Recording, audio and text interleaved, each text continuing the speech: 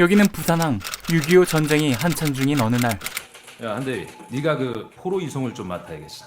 제가요? 북한군 포로 이송을 맡게 된 한대위. 하지만 너무나도 중요한 임무라며 김중희에게 떠넘기려고 합니다. 이에 김중희는 영덕으로 탄환 공급 임무를 맡길 거라 하죠.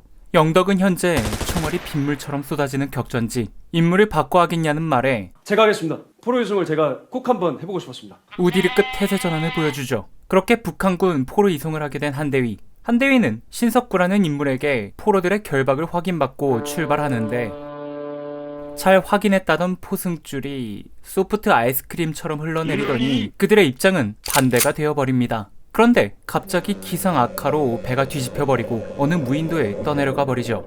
다음날 해가 뜨고 북한군 사이에서 눈을 뜬 한대위. 북한군은 자기들끼리 언성을 높이고 있는데 배를 고칠 수 있는 유일한 인물 류순호가 제정신이 아니기 때문. 하지만 순호의 정신이 이렇게 된 데에는 사연이 있었죠. 형과 같이 전쟁을 참전했던 순호. 그런데 그의 형은 자신들에게 내려진 작전을 듣고 살기 위해 동생을 데리고 탈영을 합니다. 그 작전은 자신들을 총알바지로 내세우겠다는 거였죠. 탈영 도중 순호의 형이 죽게 되고 그 이후 정신이 이상해진 겁니다. 그들은 순호를 두고 식량을 구하기 위해 나가고 한대위와 순호는 한 공간에 있게 되는데 허공을 보고 딸과 대화를 하고 있는 한대위. 진이야, 아빠 아직도 살아있다. 대단하지? 우리 진이 일로 와. 그 모습을 본 순호는 아저씨 팩폭을 미쳤어? 갈겨줍니다. 하지만 한대위는 정신이 나갈 것 같은 이 상황에 있다고 생각하면 버틸 수 있는 힘이 생긴다 말하며 딸에게 들려주던 자장가를 부르기 시작하죠. 꽃나무 위에 작은 새야. 그 노래를 듣더니 계속 불러달라 부탁하는 순호. 형이 죽은 뒤부터 시달린 악몽. 그로 인해 제대로 된 잠을 못 잤었는데 한대위의 자장가 덕분에 오랜만에 푹 잠이 듭니다. 다음날 죽은 줄로만 알았던 석구가 발견되죠. 하지만 북한군은 석구를 죽이려 합니다. 이때 한대위는 그는 선박수리 교육을 받아서 고장난 배를 고칠 수 있다 말하죠. 당연히 위기를 모면하기 위한 한대위의 사기극이었고 이를 알리 없는 북한군은 신석구를 살려줍니다. 그날 밤 순호에게 대화를 시도하는 한대위. 이 섬의 주인인 신이 있다 밑밥을 까는데 이 섬이 이렇게 아름다운 걸 보면 여기 신도 진짜 아름다울걸? 하지만 순호는 여신님이네. 여신님이냐며 믿기를 물어버립니다. 한대위는 순호의 말을 맞춰주며 여신님의 모습을 그리게 하고 다음날 아침 석구는 오늘까지 배를 고치지 않으면 자신은 죽는다 눈물을 흘리는데 한대위는 여신님의 존재를 찰떡같이 믿는 순호에게 여신님은 부탁을 잘 들어주는 사람을 좋아한다며 배를 고쳐달라 고개 숙여 부탁하죠. 아니 그렇게 말한다고 고쳐주겠습니까? 고쳐줍니다. 됐다. 그 모습을 본 신석구는 다른 부분도 고쳐달라 고개 숙여 부탁하죠. 이거 부탁하는 거야? 부탁드려요. 그렇게 다른 부분도 고치고 있는데 북한군 이창섭이 이 모습을 보게 되고 야, 이거 순호! 너 정신 돌아온 거니? 순호에게 정신이 돌아왔냐 묻죠. 그럴 리가 없습니다. 이창섭은 한대위의 멱살을 잡으며 어떻게 한 거냐 묻고 한대위는 지난밤 있었던 일을 설명해 줍니다. 그러며 순호가 여신님에게 꽂혀 있을 때 배수리를 시켜 이 섬을 빠져나가면 될 것 같다 하죠. 하지만 그러기 위해선 자신만 맞장구를 치기엔 한계가 있고 이 섬에 있는 모든 사람이 순호가 믿는 여신님이 있다 생각하고 행동해야 할 것 같다며 규칙을 제안합니다. 자, 그럼 제가 여신님을 위한 몇 가지 규칙을 말씀드리겠습니다. 자, 첫 번째, 여신님은 조용한 걸 좋아하시니 욕설 및 구타 금지. 두 번째, 여신님은 모든 걸 나누는 걸 좋아하시니 콩 한 쪽도 같이 나눠 먹기. 자, 세 번째, 여신님은 깨끗한 걸 좋아한다며 하루에 한 번 세수하기, 일주일에 한 번은 다 같이 목욕하기. 마지막으로 여신님은 예의 범절을 중요시하니 인사는 정중히 고개를 숙여서 말할 땐 상대방에게 예의를 지켜서 하기. 누가 봐도 포로 입장에서 유리한 조건. 창섭은 분노하지만 유일하게 배를 고칠 수 있는 신적인 존재 순호가 이 규칙들을 너무나도 좋아하죠. 게다가 며칠이나 걸릴 것 같냐 순호에게 묻는데 한 달이면 되겠어.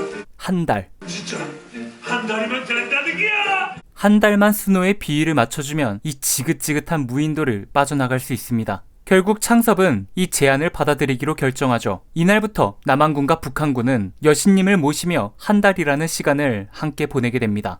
그런데 처음 이 말을 들었을 때 여신님의 존재를 부정하던 병사들이 각자의 사연이 있는 인물들을 대입해 자신만의 여신님을 만들어내고 무인도에서 버티는 힘을 얻게 되죠. 그리고 그들은 한 달이라는 시간 동안 서로에게 정이 생기고 친해집니다. 하지만 지금은 남북 전쟁 중이죠.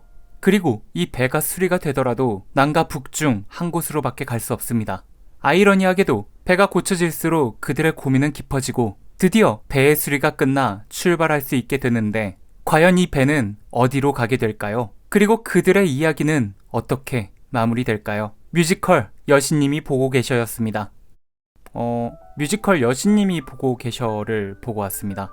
줄여서 여보셔라고 하기도 하는데요. 이 뮤지컬은 1, 2막이 나누어져 있지 않고 쉬는 시간 없이 2시간을 하는 극입니다. 지루할 틈 없이 몰입감을 주기 때문에 하나도 힘들지 않았고요. 감동과 재미 그리고 넘버 모두 좋았습니다. 뮤지컬에 입문하시는 분들께 굉장히 좋은 작품이지 않을까 하는 생각도 했고요. 제가 뮤지컬을 보고 와서 가끔 부모님의 티켓도 끊어드리는 경우가 있는데요. 그 말은 즉 누가 봐도 재밌게 볼 수 있을 것 같다라는 생각이 들었을 텐데요. 미세스 다우파이어 그리고 빨래 이 두 작품에 이어 이번에 여신님이 보고 계셔 티켓팅도 해드려서 얼마 전에 보고 오셨습니다. 부모님의 평도 재밌었다였고요. 대극장이 아닌 소극장의 뮤지컬이기 때문에 웅장한 앙상블은 없고 소수의 배우들로 이끌어가지만 그럴 때마다 저는 소극장의 배우들의 진가를 느끼게 됩니다. 무대가 전혀 비어 보이지 않고 오히려 그 인물에 더 집중해서 보게 되는 마법을 보여주죠.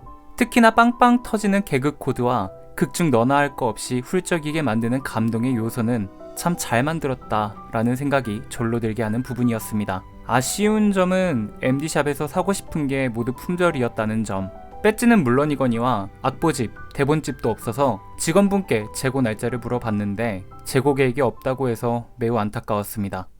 귀엽고 깜찍한 넘버. 그대가 보시기에 참 예쁘구나 여기에 신나고 흥이 나는 노래. 달빛은 오인 옷을 입은 여신님이 슬프고 감동적인 가사. 수줍은 인사에 싹을 틔어 제 스타일들의 곡들도 너무 많았기에 당당하게 여러분들께 추천드리고 싶은 뮤지컬 여신님이 보고 계셔였습니다. 그리고 저는 큐자리였습니다.